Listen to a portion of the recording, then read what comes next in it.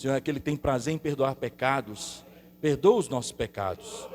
Senhor, a nossa falta de atitude, Senhor, os nossos pecados por palavras que não agradaram o Senhor durante a semana, por atitudes que não agradaram o Senhor durante a semana, por falta de atitude, Senhor, por vivermos muitas vezes independente do Paizinho.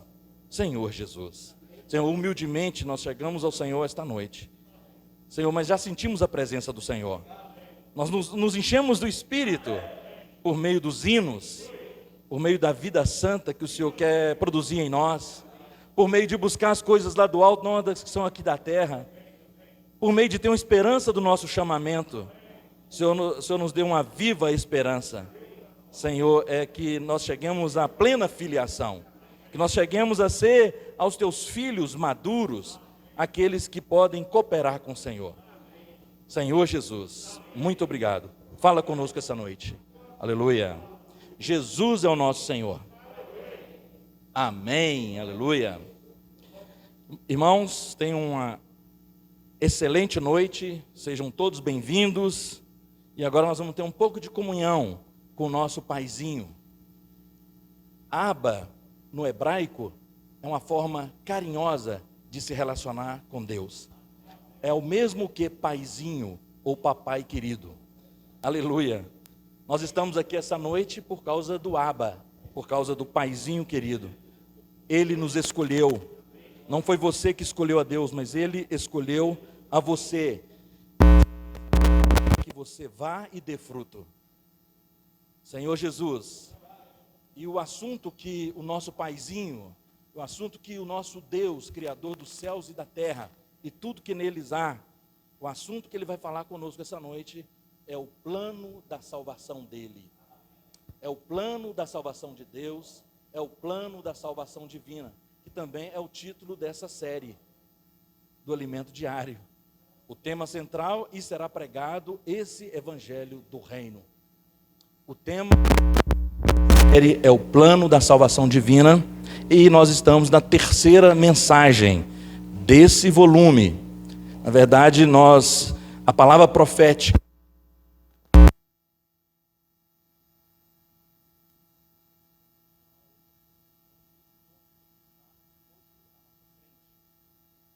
esse irmão é o nosso companheiro de tribulação, companheiro de luta e no reino.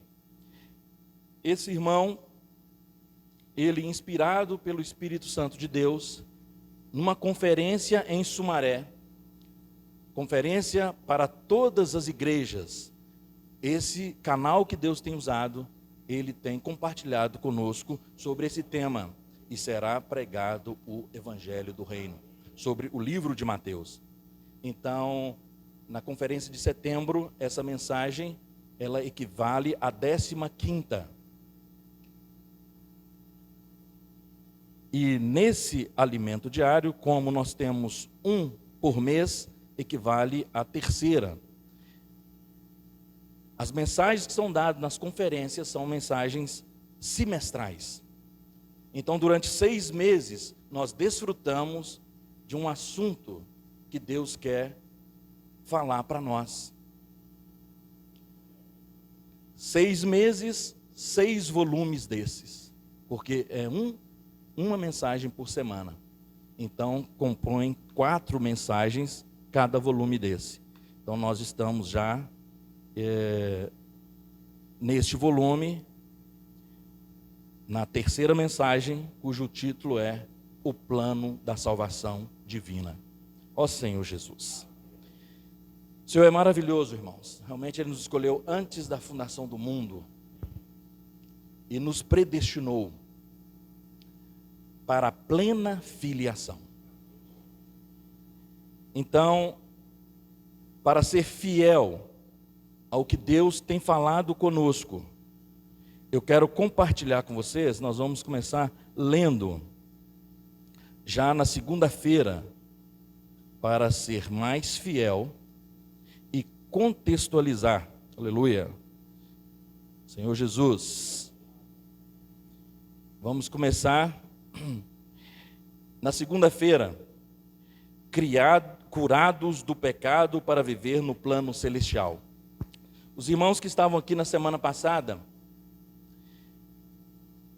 nós falamos sobre da maneira que a serpente foi levantada no deserto e aqueles que olhavam para aquela serpente de bronze no cajado de Moisés recebiam a cura, porque o povo de Deus, que Deus havia escolhido no Velho Testamento e propôs uma libertação para eles, mas eles impacientemente, por causa da incredulidade, por causa da idolatria, por causa da rebeldia, por causa da murmuração, por causa da desobediência. 5 pecados grosseiros: desobediência, murmuração, idolatria. Por causa da rebeldia, eles rejeitaram o cuidado de Deus, começaram a praguejar. Então Deus, Ele castigou eles mandando serpentes abrasadoras. E essas serpentes mordiam eles, eles eram envenenados e morriam. Moisés, vendo aquilo, e o povo buscou Moisés, e Moisés orou a Deus, intercedeu a Deus, e Deus falou com ele: pega o seu cajado, pegue uma serpente, eu vou transformar essa serpente em uma serpente de bronze, e todo aquele que mirar nessa serpente será curado. E nós vimos que há uma relação dessa passagem com o Novo Testamento. No Evangelho de João, no capítulo 3, Deus amou o mundo de tal maneira que deu o seu Filho unigênito, para que todo aquele que nele crê não pereça, mas tenha a vida eterna.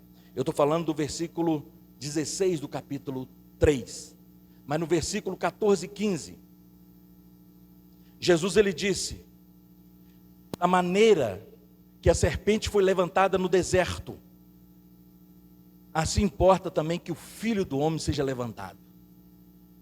Porque a serpente no deserto tinha a forma, a característica do veneno e do pecado, mas Deus tornou aquela serpente em bronze, que se tornou cura. Jesus Cristo, em Hebreus capítulo 2, 14, fala que ele teve participação comum de sangue e carne. Romanos capítulo 8 fala que ele tinha a semelhança do pecado, da carne pecaminosa, mas sem pecado. Então aí passa a fazer sentido quando Jesus diz ali para Nicodemos e para aquelas pessoas que estavam ali: da maneira que a serpente foi levantada no deserto, importa que o Filho do Homem seja também levantado. E Hebreus no capítulo 12 fala que nós precisamos desembaraçar de todo o pecado que tenazmente nos assedia, e nós devemos olhar firmemente para o autor e consumador da fé. Então, esse autor e consumador da nossa fé é Jesus. Ele tinha aparência do pecado, forma do pecado, mas sem pecado. E todo aquele que mirar para Jesus. Por isso que o próprio Jesus, ele disse: eu sou o caminho, a verdade e a vida. Ninguém vem ao Pai senão por mim. Então só existe salvação em Cristo Jesus. Não devemos, irmãos, olhar para as outras coisas, tampouco para o pecado que tenazmente nos assedia. Nós temos que desembaraçar de todo o peso. Em alguns são pecados morais, outros falta de perdão, outros contendas, intrigas, mágoas, situações mal resolvidas. Cada um vai diante de Deus e veja. Mas nós precisamos desembaraçar de todo peso, porque para um corredor, para um atleta, o peso atrapalha a sua jornada. Então, a Bíblia nos orienta que nós temos que desembaraçar de todo esse peso, porque o perdão ele cura, irmãos. O perdão ele cura. Desembaraçar de todo peso e todo pecado, que como uma cola prende os nossos pés de caminhar e seguir Jesus. tenaz é cola. Então nós devemos desembaraçar disso tudo, Senhor Jesus. Mas, se não olharmos firmemente, se nós olharmos para a esquerda e para a direita, nós vamos cair. Se olharmos para as situações, para o mar a bramir, se olhar para as ondas, se olhar para as tempestades, se olhar para os ventos, nós vamos afundar. Experiência de Pedro. Precisamos olhar firmemente para Cristo. Ó Senhor Jesus. Então a salvação está em nós olharmos para Cristo. Curados do pecado para viver no plano celestial. Esse é o principal objetivo do plano da salvação de Deus, do plano da salvação divina. Ele quer nos curar para nós sairmos dessa esfera terrenal e vivermos no plano celestial. O plano celestial, irmãos, é o plano da fé. É outra esfera. É coisa que cientificamente não se explica, racionalmente não se explica, porque a fé é a certeza das coisas que se esperam e a convicção de fatos que não se veem. Pela fé, entendemos que o universo foi formado pela palavra de Deus, de maneira que as coisas visíveis vieram a existir das coisas que não aparecem. Então a fé é loucura, é um pulo no escuro, mas é real. Viver no plano celestial é viver por meio do invisível, que é real, porque as coisas que existem vieram do invisível. No princípio criou Deus os céus e a terra. Isso está em Gênesis capítulo 1, logo ali nos primeiros versículos. E o verbo criar no hebraico é bara. Sabe o que significa isso? Criar a partir do nada. Na química nós aprendemos sobre a Lavoisier, né? Ele dizia que na natureza nada se cria, nada se perde, tudo se transforma na natureza. Mas para Deus, Ele é que cria todas as coisas. Ele cria a partir do nada. Ele traz a existência. Falou Deus, é um versículo que o Nilton gosta muito, lá em Salmo 37. Falou Deus e logo tudo se fez. Ele cria a partir do nada, irmãos. Aleluia. Então nós somos curados do pecado para viver no plano celestial. O plano celestial é essa esfera da fé. É lá do alto, não é aqui da terra. Nós desfrutamos de um hino maravilhoso. Buscai as coisas lá do alto. Aí eu preciso também pensar nas coisas lá do alto, porque antes de você ter uma atitude, passa pela sua mente. A mente, ela é parte líder da sua alma. Então, para você buscar as coisas do plano celestial, da esfera da fé, sua mente precisa de pensar também nas coisas lá do alto. E de alguns meses para cá, tem sido revelado para nós abundantemente que Ele, Deus, o Abba, Ele é o próprio alto. Ele é o próprio alto. Isaías 66, Isaías deixa claro para nós que Ele fez todas as coisas. E o povo estava procurando um lugar para fazer morada para Ele. Aí Ele falou assim, mas como assim? Os céus, ele falou, os céus é a minha morada, a terra, estrado dos meus pés. Nos céus eu estendo meu trono. Eu habito lá, mas eu habito também no humilde de coração. Eu habito também naquele que faz reverência à minha palavra. Então, Ele é o alto. Ele mora no seu santo e alto, no seu alto e santo monte. mas Ele habita também no coração contrito e no espírito abatido. É nesse que eu faço morada. O povo de Israel estava preocupado em fazer um templo, fazer castelo. Ele falou assim: não, não. Eu habito neste que faz reverência à minha palavra. Eu habito naquele que é humilde de coração, né? Naquele que é contrito e que tem um espírito abatido. É nesse que eu quero fazer morada. Ou seja, ele está falando que ele faz morada dentro do ser humano. Ó Senhor Jesus, para vivificá-lo, para salvá-lo completamente. Então, para contextualizar um pouco, que nós vamos falar um pouco dessa salvação, irmãos, até para a gente valorizar, porque o plano da salvação divina não se resume em livrar você da perdição eterna. Não se resume em livrar você do lago de fogo e levar você para a presença de Deus, para o reino de Deus. Não. A salvação, ela tem os benefícios que nós podemos usufruir hoje. A salvação de Deus é uma salvação completa. A salvação, o reino de Deus, não é bebida nem comida, é justiça, paz, alegria no Espírito Santo. A salvação de Deus, ela é para te deixar alegre, para te deixar com paz, justiça, para te deixar cheio de amor, porque o fruto do Espírito, o principal fruto do Espírito é o amor. Senhor Jesus, a salvação, o plano de salvação de Deus, ele é completo. Claro que inicia, a porta de entrada é a redenção de Cristo. Deus amou o mundo de tal maneira que deu seu Filho unigênito, para que todo aquele que nele crê, que receba Jesus, não pereça, não morra, mas tenha vida eterna. Pelas suas pisaduras nós fomos curados. Um menino se nasceu, um menino se nos deu, né?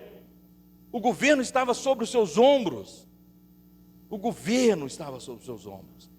Então, na verdade, eu preciso, só Jesus, irmãos, Ele cura, Ele salva, cura e liberta. Ó Senhor Jesus. Então, se você foi picado pela serpente, se você tem o veneno da serpente, olha para Cristo. Ó Senhor Jesus. Por um lado, Ele realmente, os nossos pecados foram condenados com Ele na cruz.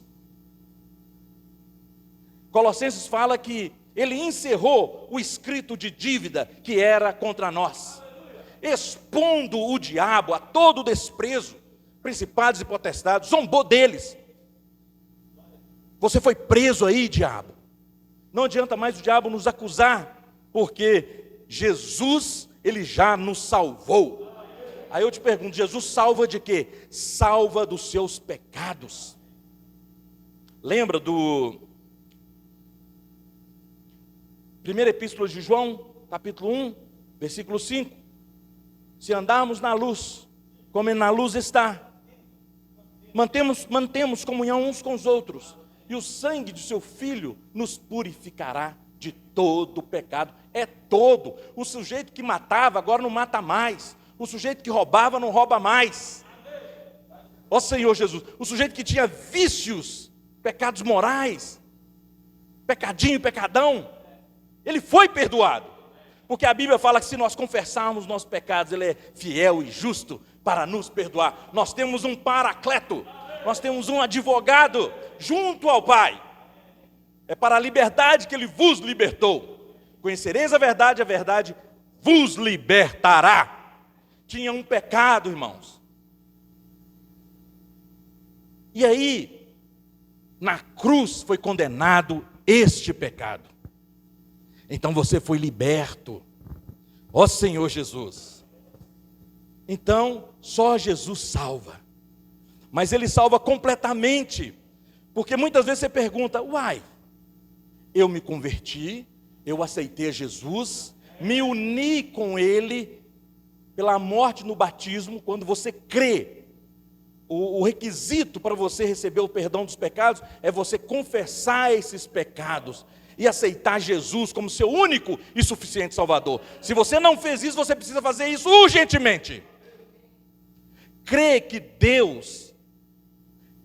Jesus é Filho de Deus, que veio em carne, que morreu, ressuscitou, tornou-se o Espírito que dá vida para entrar dentro de nós. Eu creio na obra redentora. A salvação é pela fé. Fé, irmãos, é você crer nesse fato. Pela graça sois salvos. Isso não vem de vós, é dom de Deus. Obrigado, Senhor, pela sua infinita misericórdia e sua graça que eu não entendo. Por causa do seu amor, o Senhor me amou. Eu não merecia. Esse amor que não se compra, esse amor que não merece, mas recebe de graça. Pela graça sois salvos. Aleluia. Amém. Mas o plano da salvação de Deus tem mais. Romanos capítulo 5 fala que nós ainda quando nós éramos inimigos de Deus, somos reconciliados por meio da morte do seu Filho. Muito mais seremos salvos por sua vida. Ó Senhor Jesus. Tem muito mais, irmãos. Não é só perdoar os pecados, mas Ele quer te transformar. Esse é o plano da salvação divina. Transformar o ser humano. Transformar o ser humano. Esse é o evangelho da glória de Deus. Ele está nos conduzindo, irmãos, rumo à glória. Ó Senhor Jesus. Ó Senhor Jesus.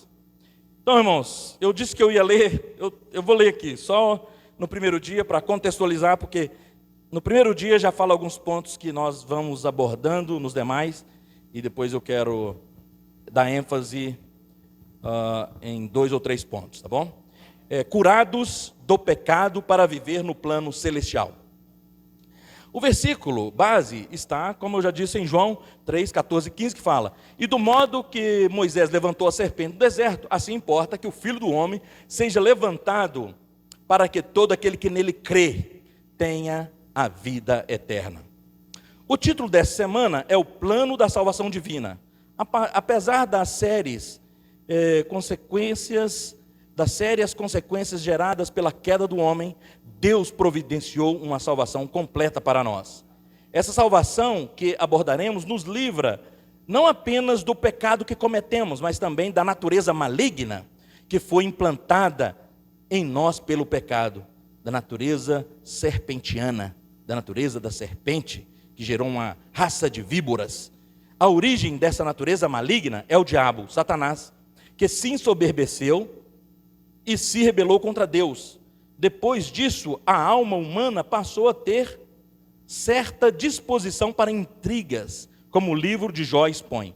Esse livro apresenta 2 seres temíveis que retratam a vida da alma contaminada pela natureza maligna do diabo. Qual é a cura para isso? Apresentaremos também a relação entre nossa salvação e o cumprimento do plano divino de instaurar o reino dos céus aqui na terra. Esse reino está sendo instaurado hoje por meio da pregação do Evangelho e de nosso viver. Além disso, veremos que quando andamos no Espírito, não apenas temos nossa carne aniquilada pela cruz, mas experimentamos a realidade do reino dos céus, o que nos torna parte do Filho varão que vencerá Satanás. Está aí, irmãos.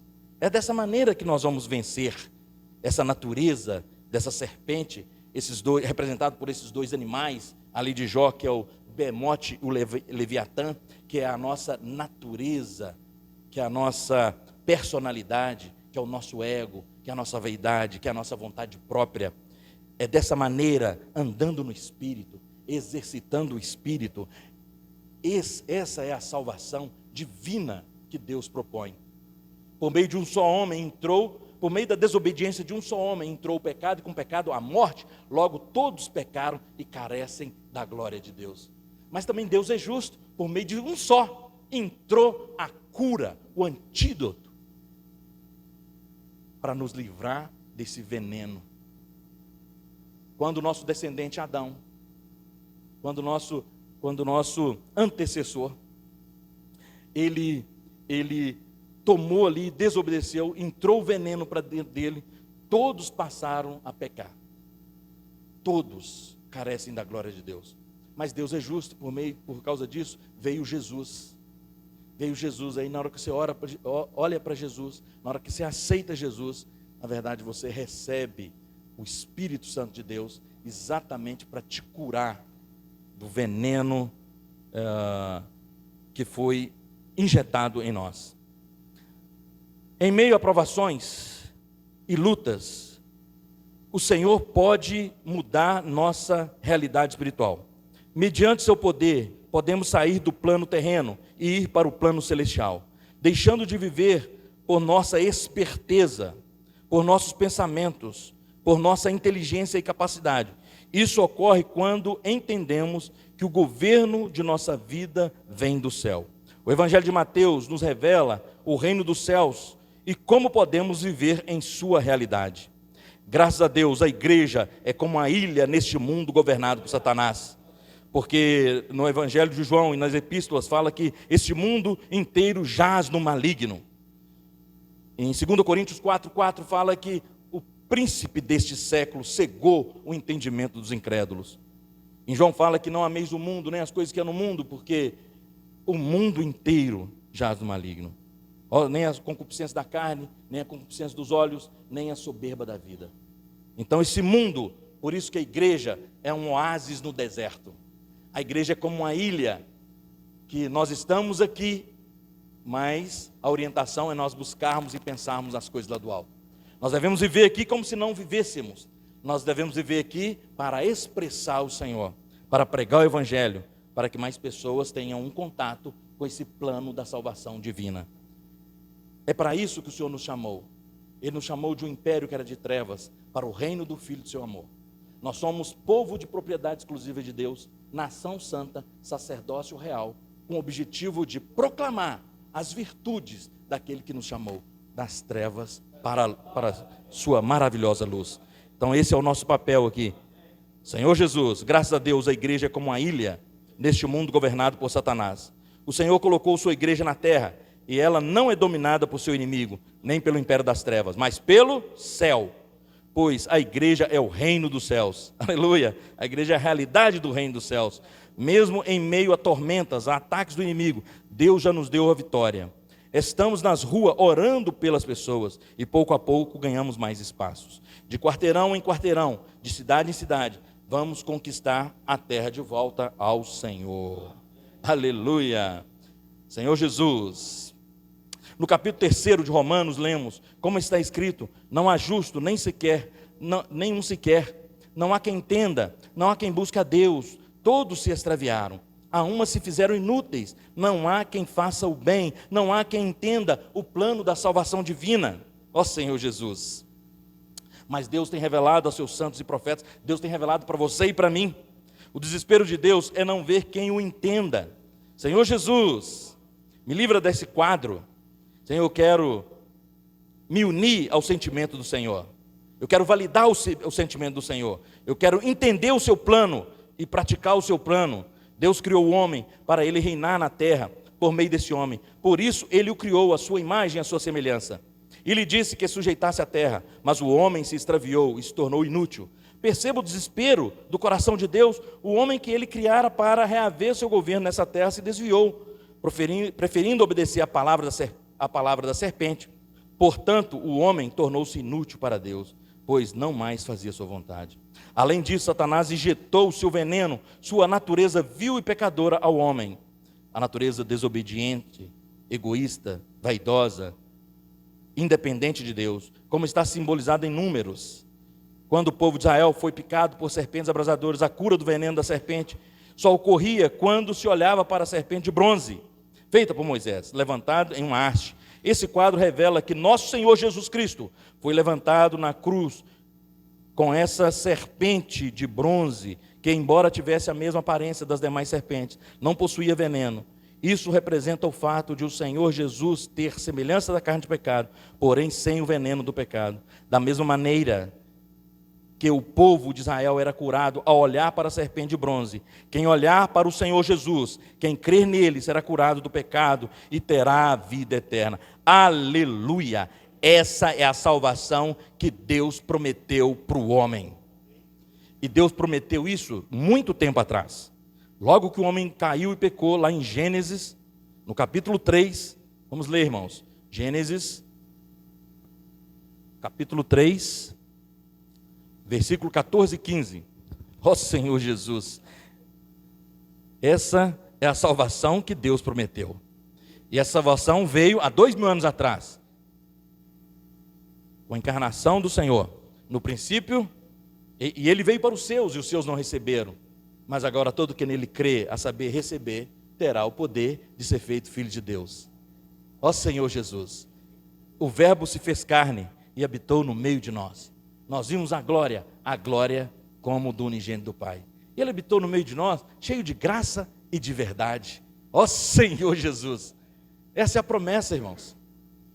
Lá em Gálatas fala que para que a bênção de Abraão chegasse aos gentios e recebessem pela fé o Espírito prometido. Então, a salvação chegou, aleluia. Mas quando essa salvação foi prometida?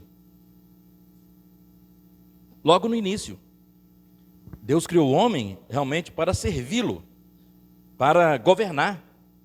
Deus não deu muito tempo não, arrepende logo, né? Ele está lembrando aqui. Não se põe o sol sobre a vossa ira. Pecou, arrepende logo, vai em oração. Cuida logo da situação, né? Para não virar raiz de amargura. Então Deus atuou rápido. Gênesis 3, 14 e 15. Vamos ler? Então, o Senhor Deus disse à serpente: visto que isto fizeste, maldita és entre todos os animais domésticos, e és entre todos os animais selváticos. Rastejarás sobre o teu ventre, e comerás pó todos os dias da sua vida. 15. Porém, inimizade entre ti e a mulher, entre a tua descendência e o seu descendente. Este te ferirá a cabeça, e tu lhe ferirás o calcanhar. Ó Senhor Jesus, ó Senhor Jesus. Irmãos, que serpente maligna, hein? Mais astuto de todos os animais. E Paulo, em 2 Coríntios 11, ele fala, olha, eu zelo por vós com o zelo de Deus, visto que o meu desejo é apresentar vocês como uma virgem pura, a um só noivo, Cristo. Mas eu tenho um receio de que, como a serpente enganou a Eva, sejais as vossas mentes também corrompidas, e vos afasteis da simplicidade e pureza devida a Cristo. Irmãos, veja, esse era o temor de Paulo, que a mente dos irmãos fosse corrompida pela astúcia de Satanás. Satanás, ele se transfigurou ali aqui em forma da serpente, irmãos. Não vai dar tempo, mas Apocalipse, capítulo 12, fala que a antiga serpente, o dragão, Satanás, o diabo, ó Senhor Jesus. Então, eles colocam na mesma categoria, essa serpente se tornou um dragão, que é o próprio Satanás, o diabo. Então a serpente, quando enganou a Eva ali, na verdade, ela prefigurava o próprio inimigo de Deus. E aí ele foi atacar a mente da Eva. Aí corrompeu a mente da Eva, enganou a Eva. E uma mente corrompida é uma mente velha, é uma mente deteriorada, é uma mente destruída, é uma mente que não tem sensibilidade. Lembra lá Paulo falou assim, olha, ainda que o nosso homem exterior se corrompa, o nosso homem interior se renova de dia em dia. Então uma mente corrompida é uma mente envelhecida, é uma mente deteriorada. Ó Senhor Jesus, nós precisamos gravar isso, porque nós vamos comentar isso mais na frente. Cuidado com uma mente velha, que é uma mente corrompida, porque ela vai nos afastar da simplicidade e pureza de Cristo. Ser simples é obedecer a palavra profética, obedecer o Espírito e dizer sim e amém. Mas às vezes você quer ter uma mente muito esperta, você quer ser muito racional, né? Inteligente. Cuidado com isso. Nós precisamos ter a simplicidade e pureza devida a Cristo. Mente, na verdade, você pode ter as suas faculdades exercitadas, também não tem nenhum débil mental, na verdade. A nossa fé, ela é racional. Por um lado, o nosso serviço é racional, porque nós cremos, é baseado na palavra que você crê, tá certo? A fé, ela vem por ouvir, a palavra de Cristo. Ó Senhor Jesus. Então a nossa fé não é uma fé sem fundamento. O fundamento é a palavra do Senhor. Ó Senhor Jesus. Então aqui, irmãos, a mulher. Então aqui no versículo 15, porém inimizade entre ti e entre a tua descendência e o seu descendente. Este te ferirá a cabeça. Ó Senhor Jesus. Por um lado, irmãos, esse é o próprio Cristo. Ele é o descendente da mulher. No hebraico, a palavra descendente aqui é sêmen ou semente. Então, ele veio gerado do Espírito Santo, sem participação do homem. Então, a semente foi uma semente santa. O descendente da mulher, da virgem, ele veio para vencer e venceu. Só Jesus Cristo cura, salva e liberta. Mas por outro lado, esse descendente e essa mulher, num plano mais amplo, representa a igreja e os vencedores. Apocalipse capítulo 12, versículo de 1 a 6. Apocalipse 12, de 1 a 6. Aleluia.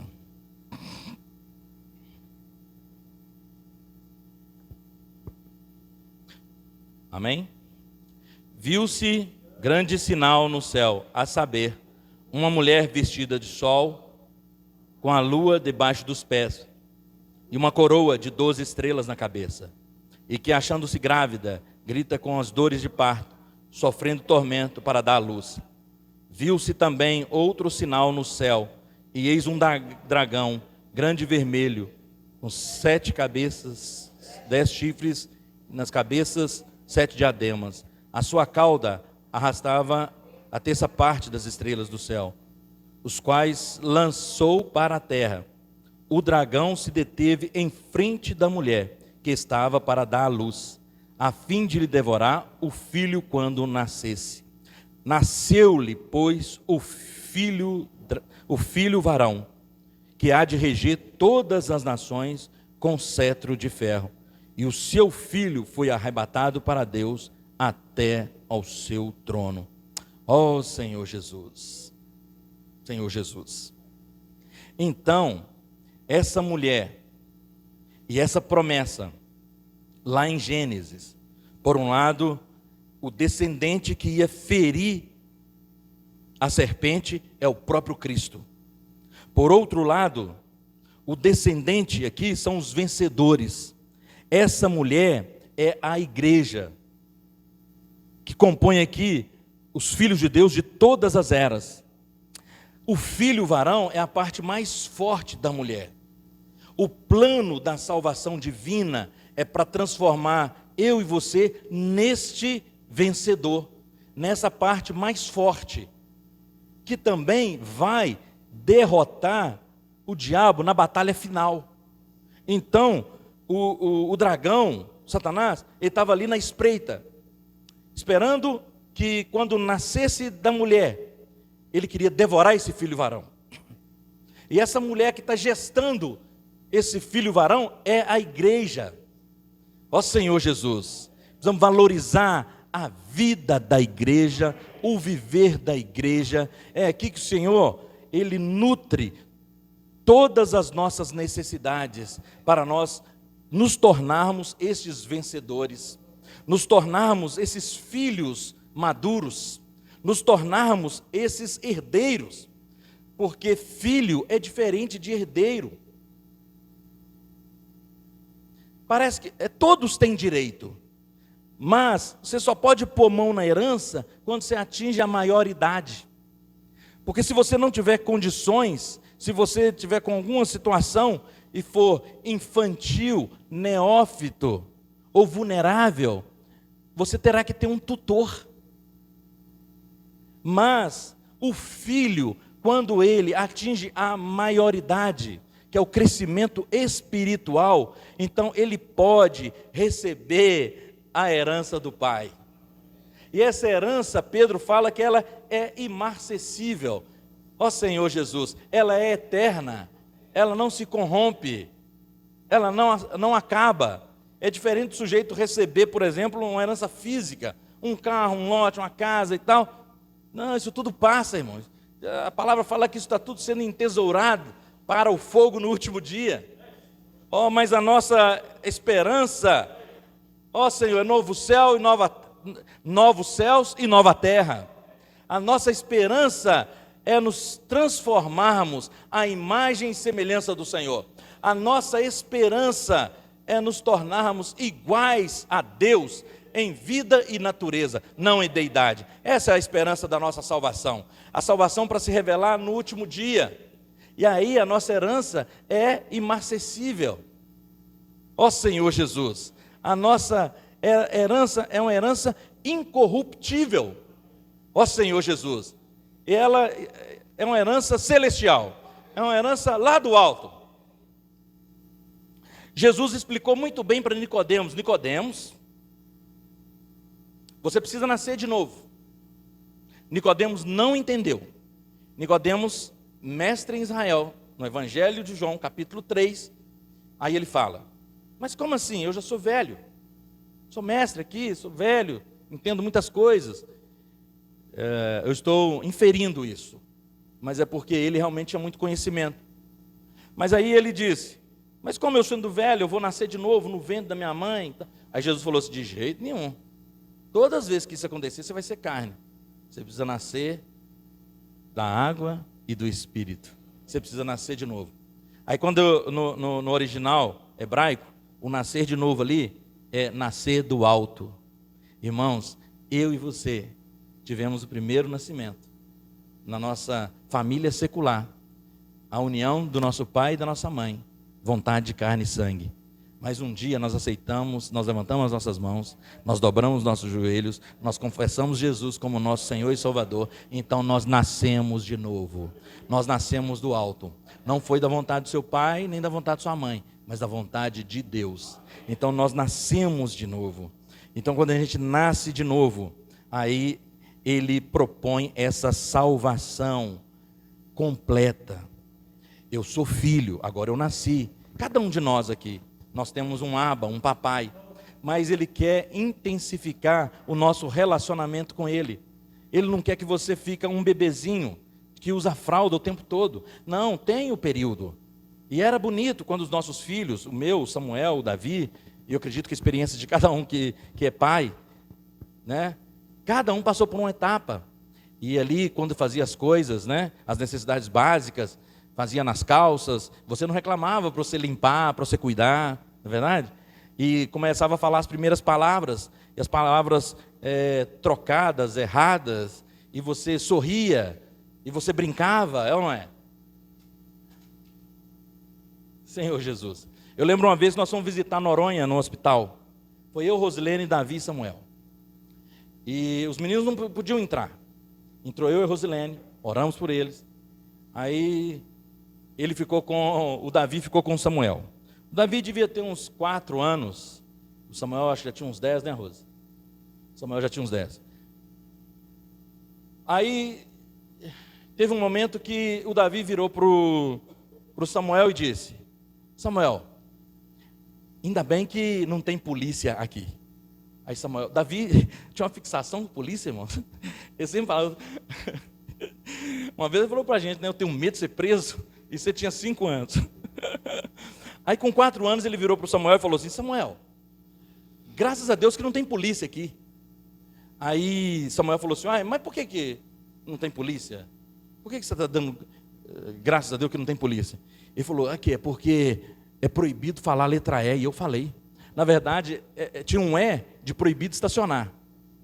Ele achava que é proibido falar a letra E. E aí ele já tinha falado muitas letras E. Aí ele estava dando graças a Deus que não tinha polícia para prender. E a gente achava graça dessas coisas e tal, e palavras erradas também e tal. Mas vai chegando um momento que a vida requer responsabilidade. Aquelas coisas que fazia na calça não pode fazer mais. Aquelas palavras erradas não pode fazer mais. E vai chegar um ponto que também e ajuda até nas responsabilidades de casa. Não é diferente com Deus, irmãos. Mas muitas vezes você ainda continua fazendo nas calças. Eu continuo fazendo nas calças. E Deus está esperando o seu crescimento e o seu amadurecimento. Não é que você deixou de ser filho, você ainda é filho, mas é filho infantil. É um filho pirracento. Ó Senhor Jesus, o plano da salvação divina, Ele quer nos transformar em filho pirracento, em filho infantil, em filho que não perdoa, em filho que chora à toa, em um filho maduro, que já arca com as responsabilidades da casa. Ele chega para o pai e para a mãe: do que vocês estão necessitando? Eu quero participar. Deus quer ouvir isso de você e de mim. O que o Senhor está precisando? Eu quero participar. Eu quero pregar o Evangelho. Eu quero sair às ruas. Eu quero pregar o Evangelho por oportunidade. As pessoas que têm contato comigo, eu quero deixar escapar. Posso orar por você. Eu quero, Senhor Jesus, valorizar a vida da igreja. Senhor, eu quero poder também cuidar das pessoas. Avança Jovem, Bucafé, Coportagem. Senhor Jesus, o Ministério das Irmãs, o Centro de Acolhimento. São tantas as ferramentas que o Senhor tem usado, irmãos, para salvar a nós e salvar as pessoas. Mas Ele procura...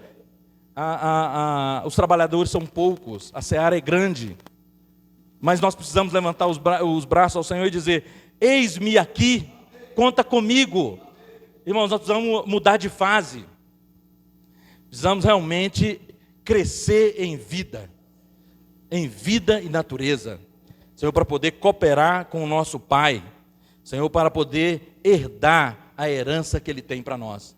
Porque na verdade, irmãos, esse filho varão, que é a parte forte da mulher, ele só foi arrebatado para os céus, porque ele já vivia nos céus, aqui na terra. Então já era uma realidade. Então quando o Senhor voltar, Senhor, que o Senhor possa me encontrar fazendo assim, alimentando os conservos, servindo ao Senhor, negando a vida própria da alma. O próprio Jesus, ele falou assim: se você quiser vir após mim, eu tenho um trabalho para fazer, eu tenho um plano, não é obrigado, mas você quer vir? Negue a si, tome a sua cruz, negue a si mesmo dia a dia e siga-me. Dia a dia, negar a nós mesmos e seguir ao Senhor. Irmãos, é dessa maneira que nós vamos aniquilar a natureza venenosa da serpente que foi introduzida em nós. Quando eu falei que a serpente representava o diabo e Satanás, olha o que diz esse versículo de Apocalipse, capítulo 12, versículo 9. E foi expulso o grande dragão, a antiga serpente, que se chama Diabo e Satanás, sedutor de todo mundo. Sim, foi atirado para a terra, e com ele os seus anjos. Ó Senhor Jesus. Aí no versículo 11, eles, pois, venceram por causa do sangue do Cordeiro, por causa da palavra do testemunho que deram, mesmo em face da morte, não amaram a própria vida da alma. Então, irmãos, Deus está querendo desmascarar a nossa esperteza, as nossas justificativas, as nossas desculpas, as nossas opiniões. Pedro deu uma boa opinião, lembra de Mateus 16? Quando foi revelada a igreja para ele? E aí Jesus falou: Pedro, tu és pedra, e sobre esta eu edificarei a minha igreja, e as portas do inferno não prevalecerão contra ela, contra a igreja edificada. A igreja edificada, irmãos, a melhor defesa é o ataque. Ela vai para o ataque, ela vai para as ruas, ela ora, ela intercede, ela prega o evangelho. Aí quando ela faz isso, ninguém prende. Aí não tem ferrolho, não tem cadeado. As portas não prevalecem. As portas que tentam barrar a pregação do evangelho não prevalecem. Mas se nós não somos edificados, se nós não colocamos a nossa mente no Espírito, se nós não vencemos por causa do sangue do Cordeiro, se nós não praticamos a palavra, não temos realidade, se não negamos a vida própria da alma, irmãos, nós seremos vencidos pelas nossas desculpas. Aí nós não vamos pregar o evangelho, nós não vamos servir ao Senhor, nós não seremos edificados e nós não cresceremos em vida. Aí o Senhor, quando voltar, vai falar assim: olha, apartai-vos, não vos conheço, e vai levar a gente para um lugar paralelo, onde tem pranto e ranger, durante 1000 anos. Porque ali, durante esses 1000 anos, nós seremos aperfeiçoados à força. Aí nós seremos amadurecidos à força. Mas não é isso que o Senhor quer para nós. Por isso que Ele está falando para nós do plano da salvação divina.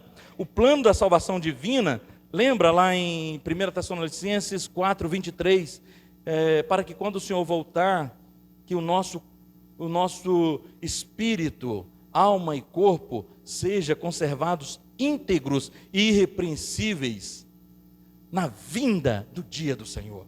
Então o Senhor, o objetivo dele é salvar o nosso espírito, a nossa alma e o nosso corpo. O nosso espírito já foi salvo no momento que você mirou para Jesus, olhou firmemente e confessou Ele como seu único e suficiente Salvador.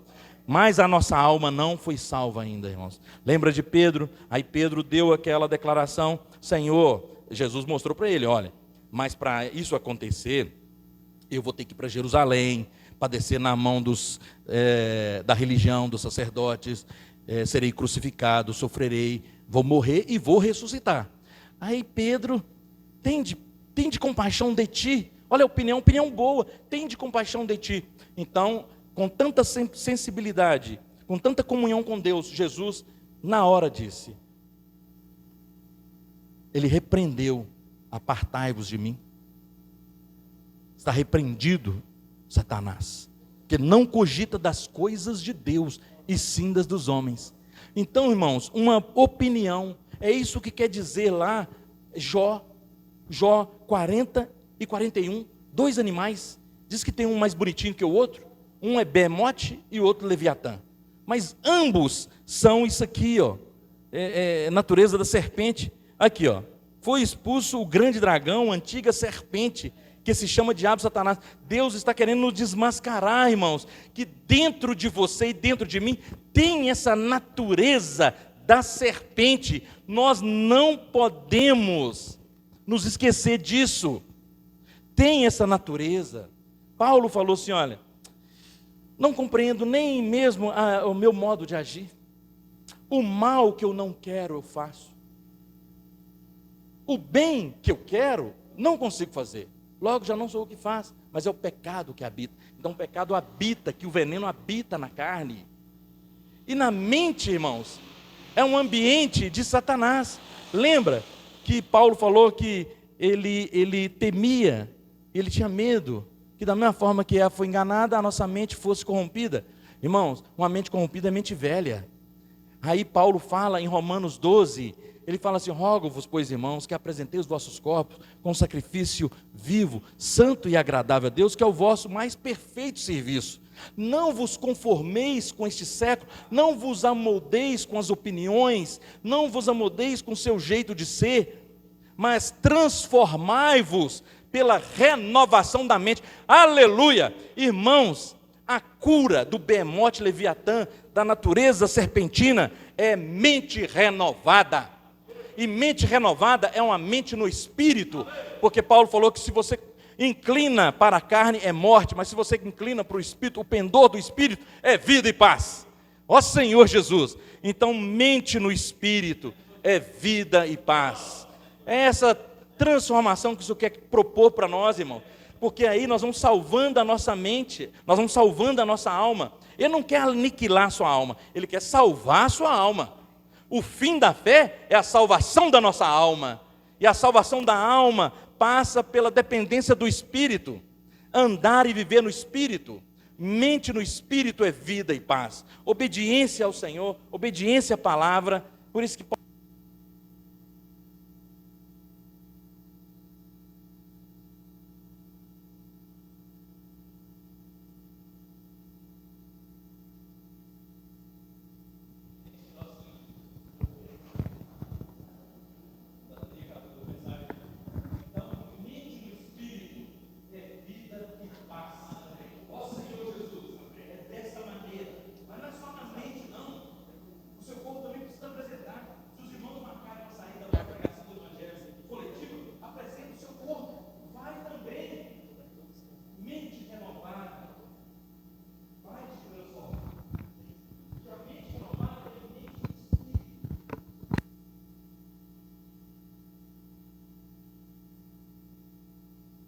deixa escapar, posso orar por você?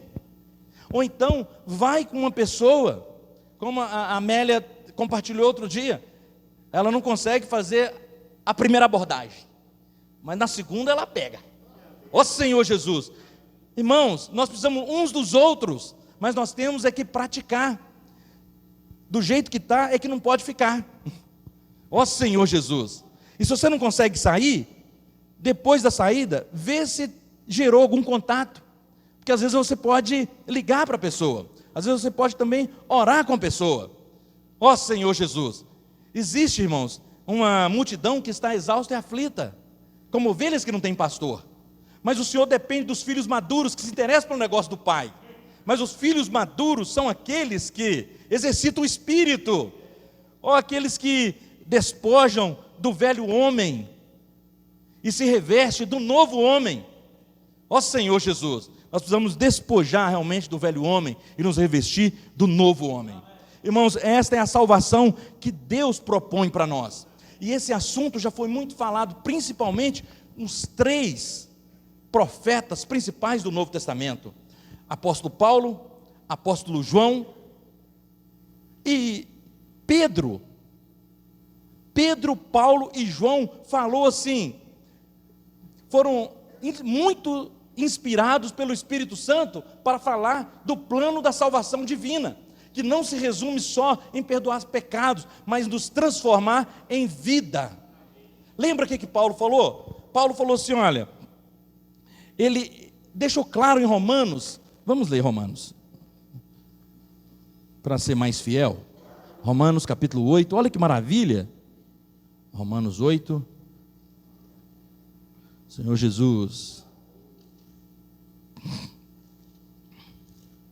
Olha o que Paulo diz assim, olha, Romanos 8, 28 a 30.